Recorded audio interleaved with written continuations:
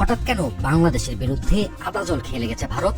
স্বৈরাচার শেখ হাসিনার ভয়াবহ পতনের পরও মোদি এতটা ক্ষেপেনি, কিন্তু এখন কেন বাংলাদেশের বিরুদ্ধে যুদ্ধে নেমেছে মোদি প্রশাসন? দিল্লির কোন দুর্বল জায়গায় আঘাত এনেছে ডক্টর ইউনূস, যে কারণে তেলে বেগুনে জ্বলে উঠেছে হাসিনার প্রভুদেশ ভারত? সামরিক সূত্রে জানা যায়, ভারতের কলেজায় আঘাত এনেছে ডক্টর ইউনূসের এক মহাপরিকল্পনা, যা ঘুম কেড়ে নিয়েছে মোদি বুঝে ফেলেছে ডক্টর ইউনূস আন্তর্জাতিক মানের খেলোয়াড়। তাকে মোকাবেলা করাকে বড় চ্যালেঞ্জ হিসেবে দেখছে ভারত।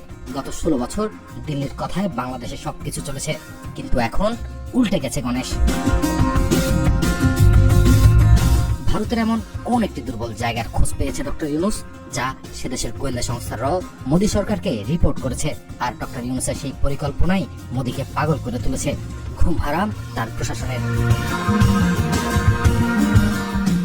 বাংলাদেশকে অল আউট করার দিবা স্বপ্ন দেখছে হিংসুক রাষ্ট্র ভারত, কিন্তু বাংলাদেশ জাতিগতভাবে এই মুহূর্তে ডক্টর ইউনূসের নেতৃত্বে এমনভাবে ঐক্যবদ্ধ, যা ভারতের কল্পনারও বাইরে।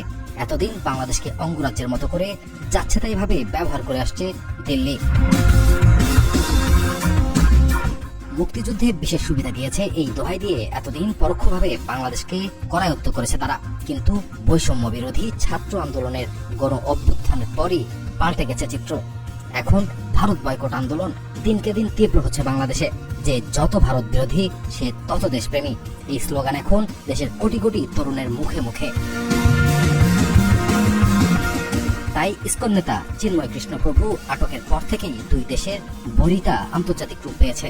সংখ্যালঘুদের উপর হামলার কল্পিত কাহিনী বিশ্বের কাছে তুলে ধরে নালিশ করছে মোদী প্রশাসন, অথচ কট্টরপন্থী হিন্দু রাষ্ট্র ভারত বাংলাদেশের দূতাবাসেও হামলা করতে ছাড়েনি।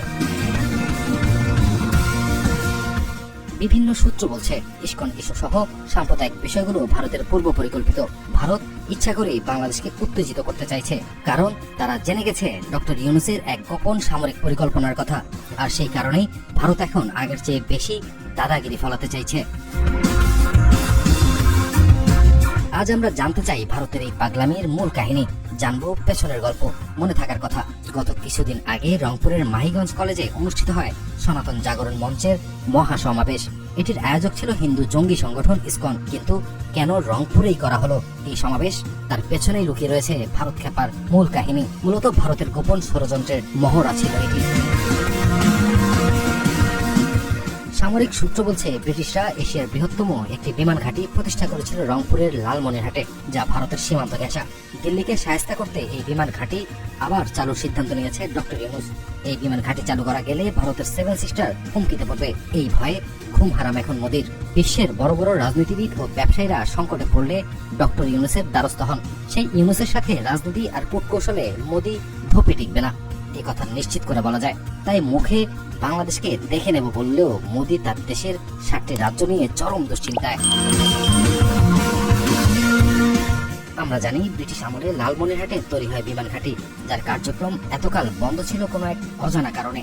ডক্টর ইউনূস ক্ষমতায় এসেই পুরো দমে চালু করার কাজ হাতে নিয়েছে এই বিমান ঘাঁটি, যা এশিয়া মহাদেশের বৃহত্তম বিমান ঘাঁটি। এটি করা গেলে ভারতের চিকেন নেক থাকবে বাংলাদেশের হাতের মুঠোয়। 7 সিস্টার নিয়ে বাংলাদেশের কাছে নতজানু থাকতে বাধ্য হবে ভারত।